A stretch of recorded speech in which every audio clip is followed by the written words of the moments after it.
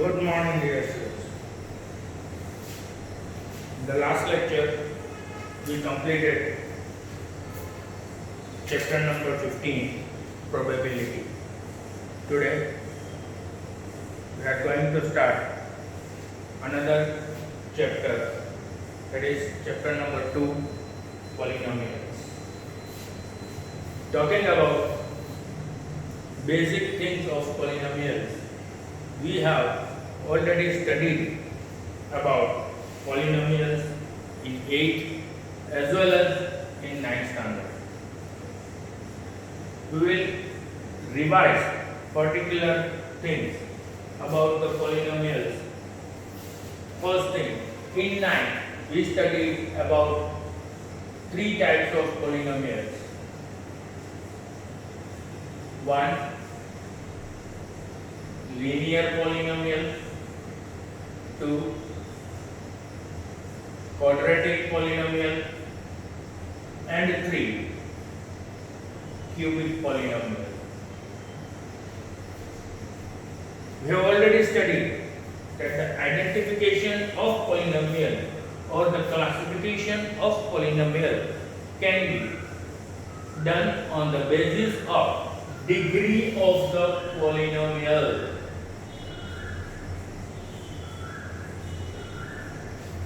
Those who have forgotten, I will simply revise in one step. In 9, I told you that whatever polynomial is given to you, say for example, say 2x plus 5 or x square plus 5x plus 6, x raised to 4 minus 3x raised to 5 plus 4x cubed minus 2, etc.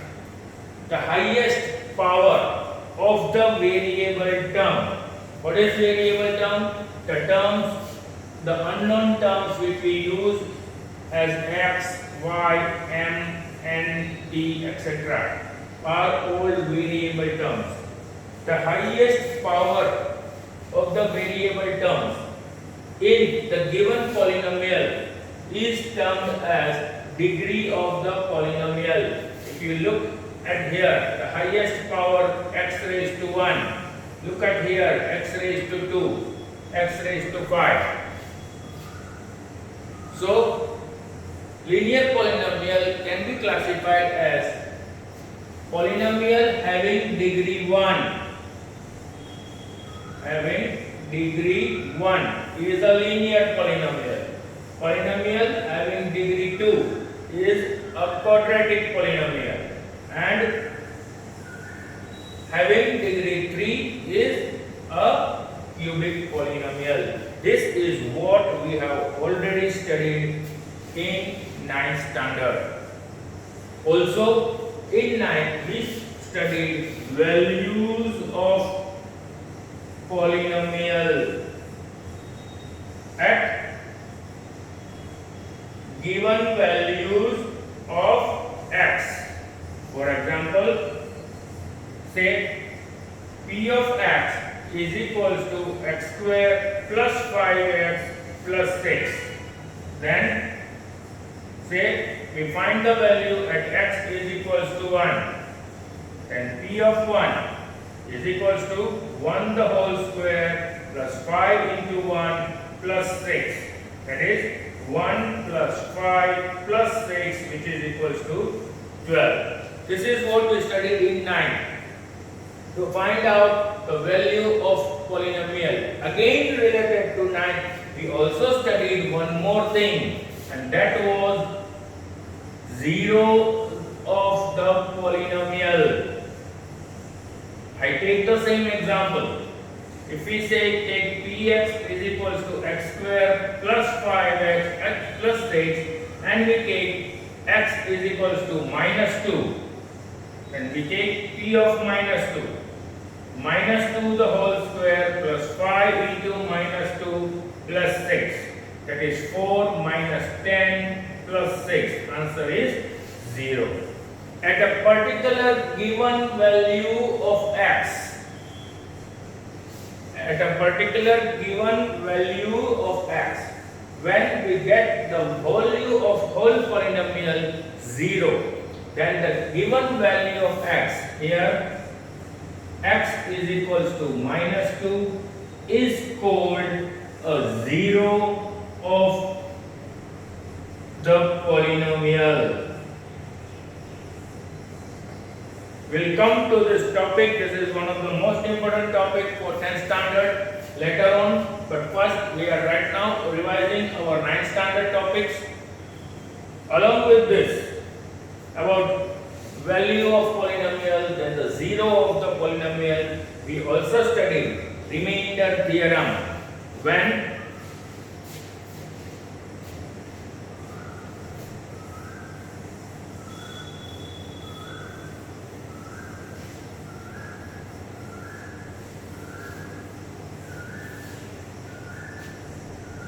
remainder theorem.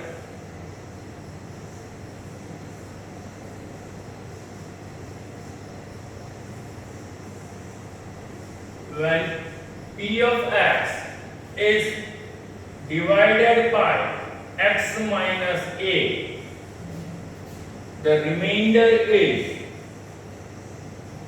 p of a. This we studied in 9. Along with this, the converse of this theorem was a factor theorem.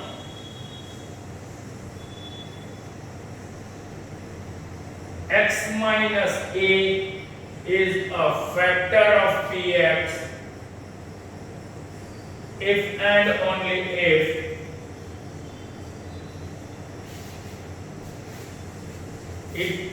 and only if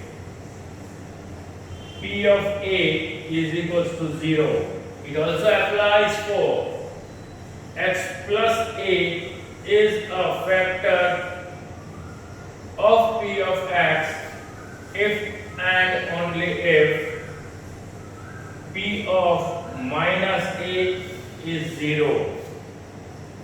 Along with this, we studied the factors of the type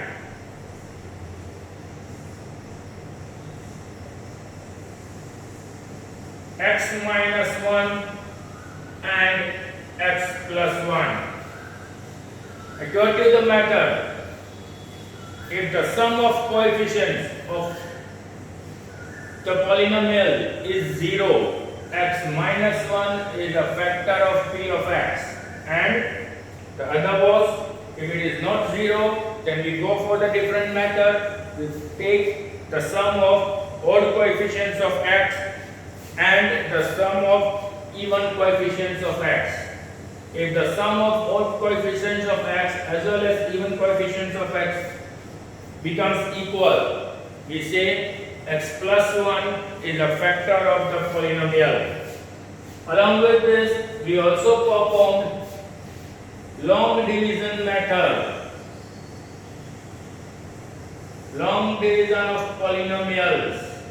Those who have forgotten, and simple example writing on the board, say divide x cube plus 1 by say x minus 1. X minus 1, we perform the division as x cube plus 0x square plus 0x plus 1. You need the power x cube, we multiply x with x square. So x square into x, x cube. Minus 1 into x is minus x square. When we perform the division, we need to change the sign. So x square will come down along with 0x. You need now x square. We have x here. So need to multiply by x. X into x, x square minus x minus plus x plus 1.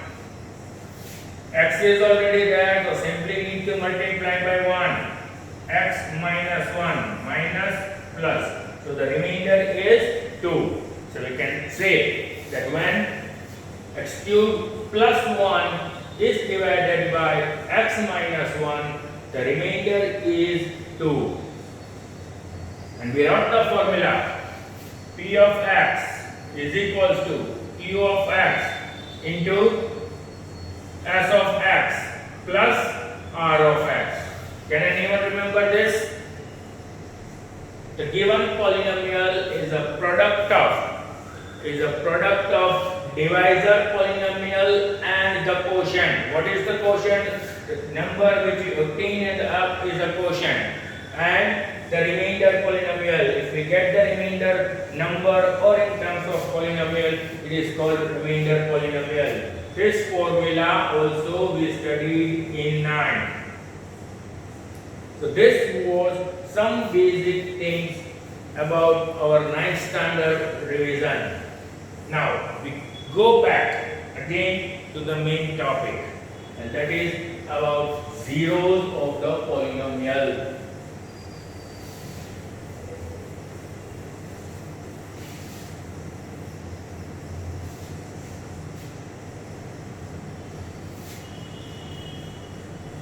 Zeros of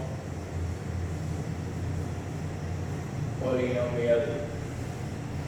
We are going to study only 3 types of polynomial in 10th standard. That is linear, quadratic and cubic. For example, the general form of linear polynomial is ax plus b. You can write as an example, say x plus 3, 2x minus 5, 4x minus 7, etc. To find out the zero of this linear polynomial, p of x is equals to 0, we have to do. Therefore, x plus 3 is equals to 0. Taking on 3 on the other side of the is equals to, we get x is equals to minus 3. So here for a particular polynomial, linear polynomial x plus 3, minus 3 is a 0 of x plus 3. You take p of x, 2x minus 5. Therefore, 2x minus 5 equals to 0.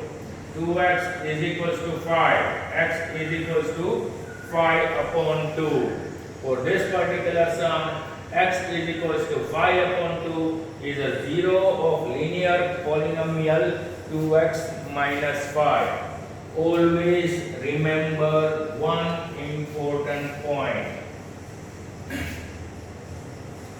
Linear polynomial will have only one zero. Linear polynomial will have only one zero. So from this discussion, we can also say that if it is a quadratic polynomial,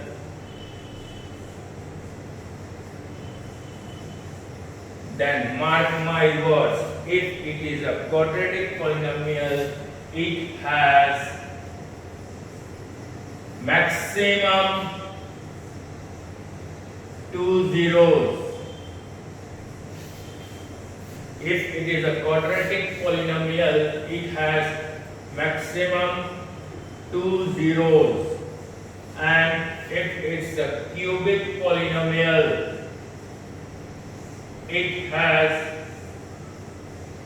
maximum 3 zeros. We will go on the topic of discussion of 2 zeros as well as 3 zeros in detail, don't worry. But you need to understand the difference between the lining. Linear polynomial always has 1 zero, whereas the quadratic polynomial has maximum 2 zeros and cubic polynomial has maximum 3 zeros. Why I have used the word maximum in this? That means a question can arise in the mind. Sir, is it possible that quadratic polynomial does not have any zeros, or the cubic polynomial does not have any zeros, or the quadratic polynomial have only 1 zero? or the cubic polynomial have 1 0 or 2 zeros? Yes.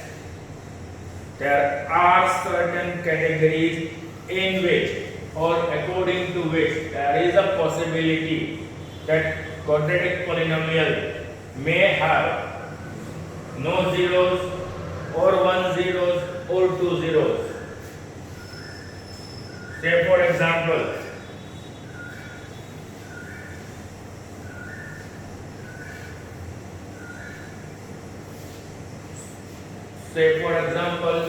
for a quadratic polynomial,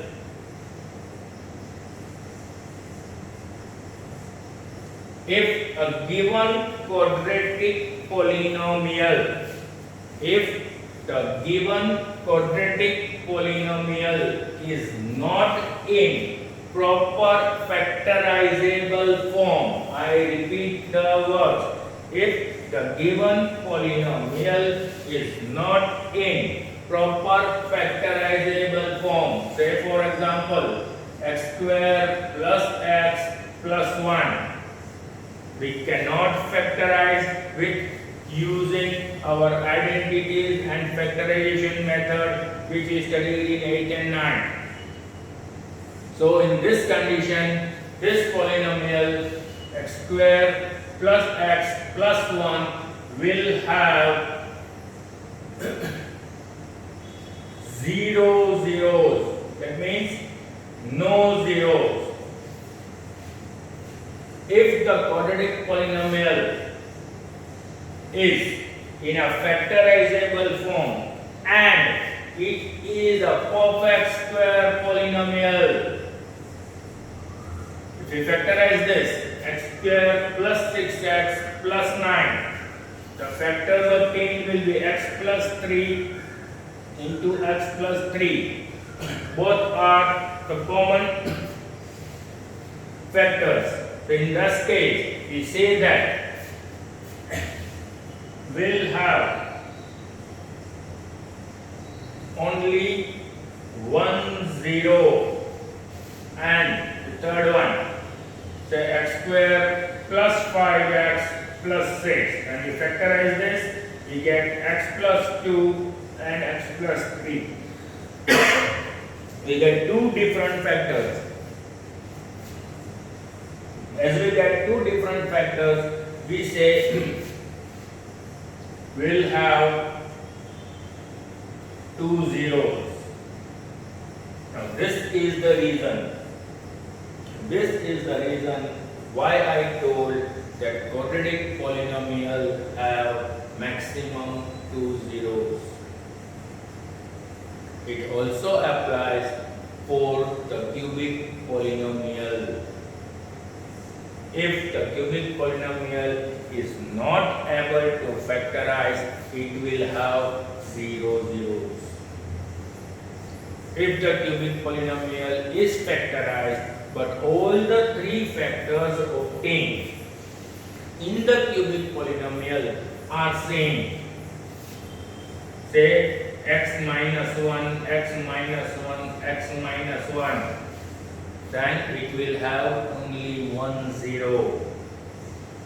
If the cubic polynomial has two factors common, say x minus 1, x plus 2, x plus 2, then it will have 2 zeros, and all the three factors obtained, x minus 1, x plus 2, x plus 3, then in that condition only it will have 3 zeros. So this was the reason why I have written that quadratic polynomial has maximum 2 zeros, whereas the cubic polynomial has maximum 3 zeros. Now, on the basis of points obtained, if we plot the graph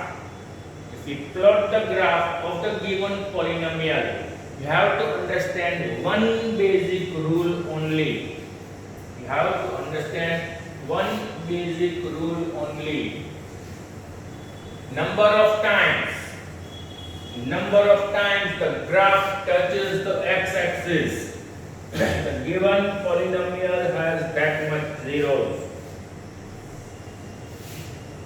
Say this is the rough graph.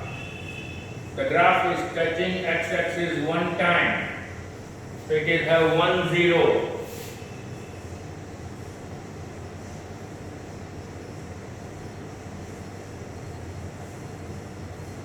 The graph is touching the x-axis for 2 times. 2 zeros. The graph is not touching x-axis at all. No zeros. Again, the graph is not touching the x-axis. No zeros.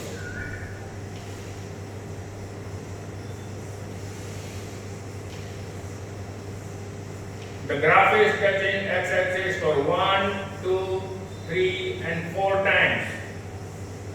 4 zeros. And so on. Remember this thing. Number of times the curve or a line touches the x-axis, that many zeros the given polynomial will have. Now this is the starting of our 10th standard chapter number 2. We will continue in the next lecture from here on. Goodbye. Stay safe. Bye bye.